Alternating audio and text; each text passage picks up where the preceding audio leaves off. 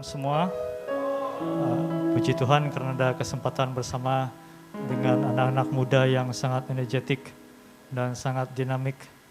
Saya pikir macam saya tidak mau ke arah ke 40-an, 70-an, tetapi saya mau ke arah 30-an ke bawah sudah nih. Ya. Apabila saya datang di sini, saya merasakan wah, alangkah indahnya kalau waktu saya muda dulu seperti macam begini yang so energetik kan. So puji Tuhan lah karena ada kebersamaan dan terima kasih secara khususnya untuk leaders yang ada tempat ini seperti yang saya kenal, Amos, Brother Amos, Brother To secara khususnya. Terima kasih untuk kepercayaan, untuk perkongsian firman Tuhan yang dimana dapat mendorong lah, menguatkan. Saya ucap syukur lah karena sekembali saya dari Johor, saya mendapat satu kekuatan yang baru. Dan di saat saya mendapat jemputan untuk kongsikan firman Tuhan pada malam ini, saya sangat terdorong.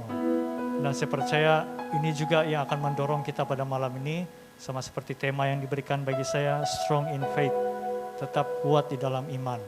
Jadi pada malam ini saya tidak kesorangan, saya bersama dengan Bapa, Anak, dan Roh Kudus. Ya. Semua sepertinya bukan yang tiga mereka ini ya, itu yang secara nyata lah.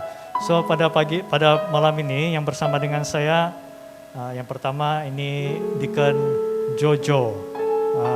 Ini Deacon Jojo, dia melayani sebagai deacon di SMB Bandar, dan dia tuh masih bujang juga tuh, masih bujang. Nanti kamu tanya-tanyalah dia lebih detail. Dan yang paling penting tuh dia penyokong apa tuh Jo? MU ah. Oh, wow. Ada MU kan di sini? Angkat tangan dulu. Hai, macam ada yang MU di sini. Allah. Oke, itu Jojo. Yang bersama dengan dia di sebelah adalah Deacon Alex. Nah, ini Deacon Alex, dia adalah kepimpinan dalam gereja SAB Kota Kinabalu, di mana tempat saya bersama-sama melayani. Dan yang paling penting dia bukan bujang. Yang paling penting dia bukan bujang. Sudah anak 2, 1 istri. Satu saya istri kan, Lex? Oke, 1 saja. Jadi dia orang Ranau, sidang tempat Sito juga. Selalu kadang-kadang kalau mereka balik bersama-sama juga nih beribadah di sana. So itu Deacon Alex. Dan bersama dengan kami juga tidak lain tidak bukan Brother Kenny. Kenny Markus, dan dia adalah jemaat di SAB Kota Kinabalu, dan dia beribadah di sana, dan di mana-mana pelayanan secara khususnya ada jemputan, saya akan membawa dia lah bersama-sama sekiranya ada pun ada masa. Dan yang paling penting lah dia juga bujang. So nanti kamu boleh lah minta nomor telepon atau bagaimana.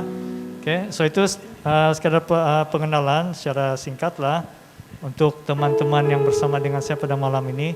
So mari kita berdoa sebelum saya mengungsikan firman Tuhan pada malam ini. Bapa, kami datang sekali lagi kepadamu ya Tuhan dengan penuh ucapan syukur lewat daripada ibadah kami pada malam ini, persekutuan kami pada malam ini. Kami ucap syukur karena kehadiran-Mu di tengah-tengah kami pada malam ini. Hadirat-Mu, ketenangan dan damai sejahtera, bahkan sukacita daripada Tuhan mengalir di tempat ini. Terima kasih ya Bapa. Dan biarlah kiranya Bapa melalui pemberitaan firman-Mu pada malam ini, iman kami dibangun, iman kami dikuatkan, bahkan juga diteguhkan. Dan yang paling pentinglah adalah kami dapat kongsikan iman kami kepada orang lain di luar sana, agar mereka juga mendapat keselamatan sama seperti kami peroleh. Terima kasih Bapa. Dan biarlah kiranya kuasa Roh-Mu yang kudus, bahkan juga pekerjaan para malaikat-Mu lah yang nyata di tengah-tengah kami pada malam ini. Segala gangguan-gangguan sejahat yang coba memesongkan hati dan pikiran kami, semua itu kami tolak keluar dari tempat ini, hanya di dalam nama Tuhan Yesus. Dan biarlah kiranya hadirat-Mu terus memenuhi tempat ini, penuh dengan kawan kemuliaan-Mu. Dan biarlah kiranya kami terus dibasahi dengan kebenaran firman-Mu. Terima kasih Bapa. Kami siap untuk mendengarkan firman-Mu, hanya di dalam nama Tuhan kami Yesus sebagai Tuhan dan Juru Selamat kami selalu berdoa. Haleluya. Amin. Firman Tuhan pada malam ini yang ingin saya kongsikan terdapat di dalam 2 Timotius pasal yang kedua, ayat yang pertama hingga yang ke-13. Sekali lagi 2 Timotius pasal yang kedua, ayat yang pertama hingga yang ke-13. 2 Timotius di dalam perjanjian lama ke baru? Ini macam ada jawaban ini. Dalam 2 Timotius itu dalam perjanjian lama ke baru? Oh, macam ada lama di sini. Nah, kalau Oke, itu di dalam perjanjian baru. Saya mau bacanya dengan suara kedengaran. Ayat yang pertama di dalam 2 Timotius pasal yang kedua ayat yang pertama. Surat Paulus kepada Timotius, tajuk besar di atas adalah panggilan untuk ikut menderita. Sebab itu, hai anakku, jadilah kuat oleh kasih karunia dalam Kristus Yesus. Apa yang telah engkau dengar daripadaku di depan banyak saksi, percayakanlah itu kepada orang-orang yang dapat dipercayai, yang juga cakap mengajar orang lain. Ikutlah menderita sebagai seorang prajurit yang baik dari Kristus Yesus. Seorang prajurit yang sedang berjuang tidak memusingkan dirinya dengan soalan-soalan kehidupannya, supaya dengan demikian ia berkenan kepada komandannya. Seorang olahragawan hanya dapat memperoleh mahkota sebagai juara apabila ia bertanding menurut peraturan-peraturan olahraga. Seorang petani yang bekerja keras haruslah yang pertama menikmati hasil usahanya. Perhatikanlah apa yang kukatakan. Tuhan akan memberi kepadamu pengertian dalam segala sesuatu. Ingatlah ini, Yesus Kristus yang telah bangkit dari antara orang mati, yang telah dilahirkan sebagai keturunan Daud, itulah yang kuberitakan dalam Injilku. Karena pemberitaan Injil inilah aku menderita, malah dibelenggu seperti seorang penjahat. Tetapi firman Allah tidak terbelenggu. Oleh karena itu aku sabar menanggung semuanya itu bagi orang-orang pilihan Allah, supaya mereka juga mendapat keselamatan dalam Kristus Yesus dengan kemuliaan yang kekal. Benarlah perkataan ini, jika kita mati dengan Dia, kita pun akan hidup dengan Dia. Jika kita bertekun, kita pun akan ikut memerintah dengan Dia. Jika kita menyangkal Dia, Dia pun akan menyangkal kita. Jika kita tidak setia, Dia tetap setia, karena Dia tidak dapat menyangkal dirinya. Berbahagialah kita yang mendengarkan firman Tuhan dan melakukannya dalam kehidupan kita sehari-hari. Jemaat Tuhan yang saya kasih, secara khususnya anak-anak muda di tempat ini, latar belakang daripada surat ini, Paulus telah menulis surat ini kepada Timotius saat waktu dia berada di dalam penjara. Kita tahu kenapa Paulus di penjara, karena melalui pemberitaan firman Tuhan, karena melalui pemberitaan Injil.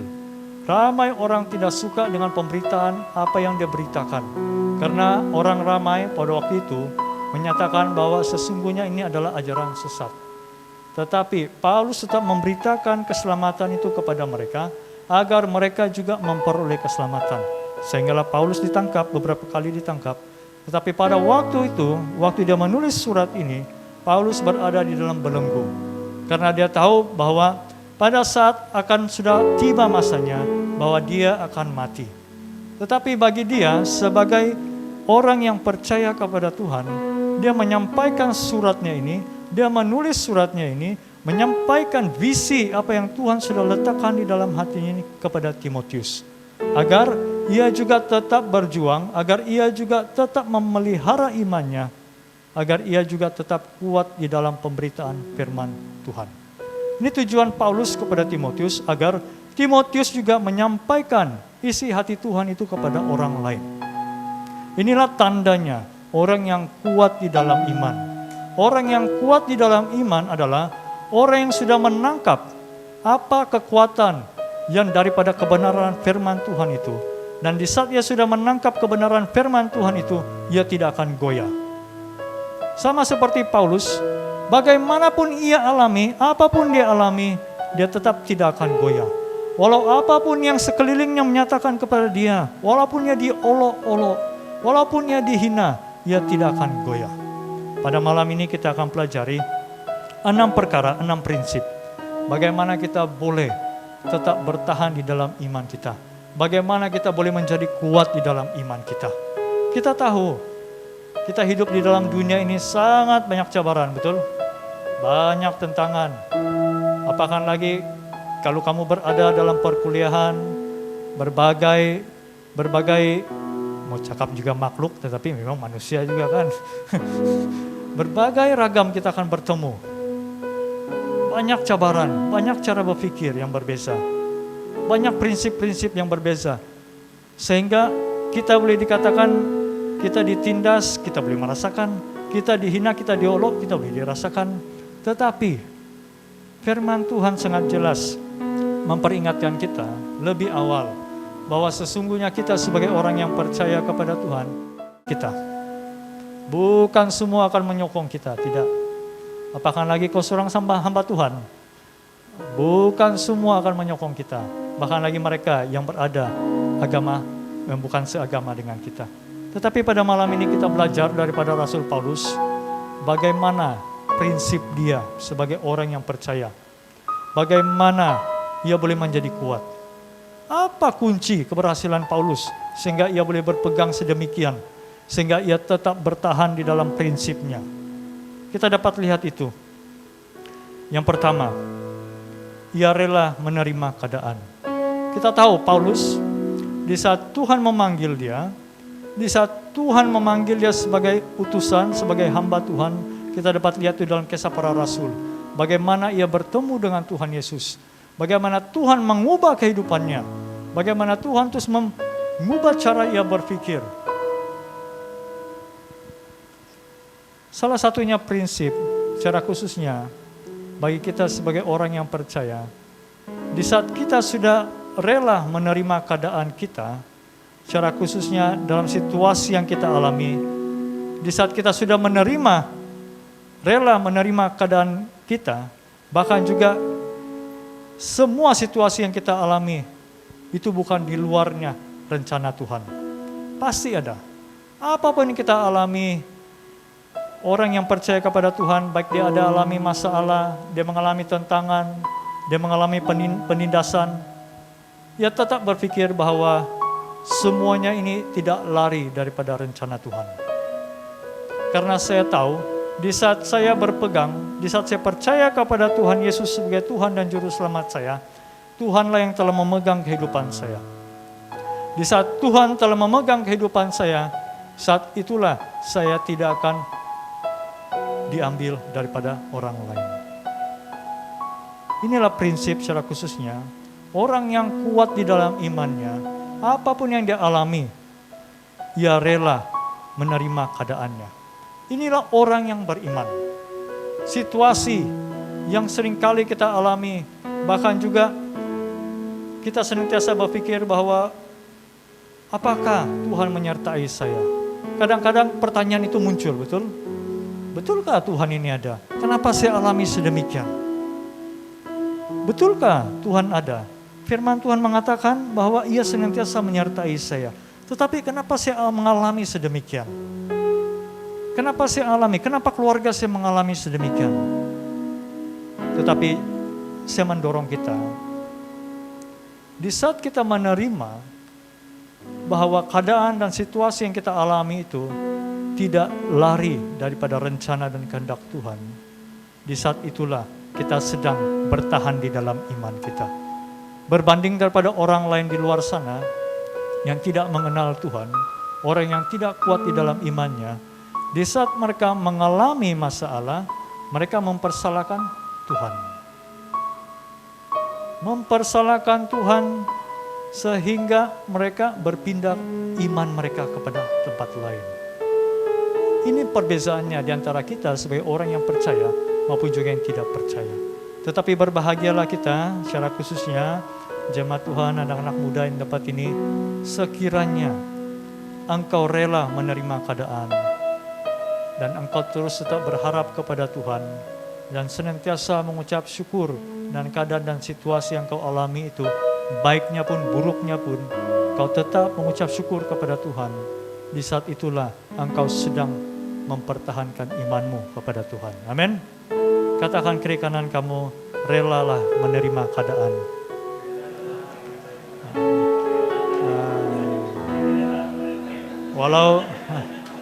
Walaupun 7-0, relakanlah hati. Rela. Nah, yang penting yang bujang itu kadang-kadang saya rela jadi bujang, saya terusnya kan.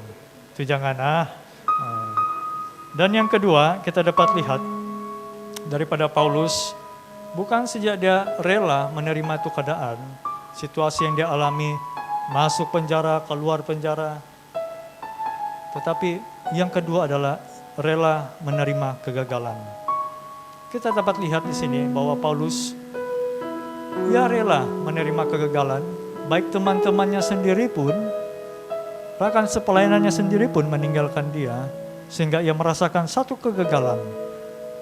Tapi kita tahu bahwa di saat kita menerima kegagalan itu, bukannya itu menandakan bahwa kita akan merasa gagal saja terus, tidak.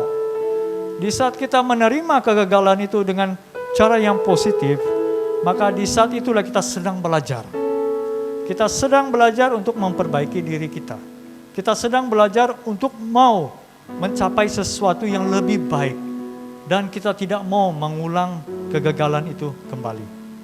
Inilah prinsip Paulus, bahwa ia siap sedia menghadapi risiko.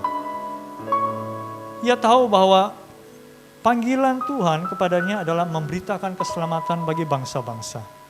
Ia tahu bahwa sekelilingnya itu adalah musuh-musuhnya. Ia tahu bahwa bila-bila masa pun ia boleh saja kenakan hukuman mati. Tetapi ia sanggup mengambil risiko. Ia tetap berjalan sesuai dengan panggilan Tuhan. Karena dia tahu bahwa di saat ia menerima semua apa yang ada di hadapan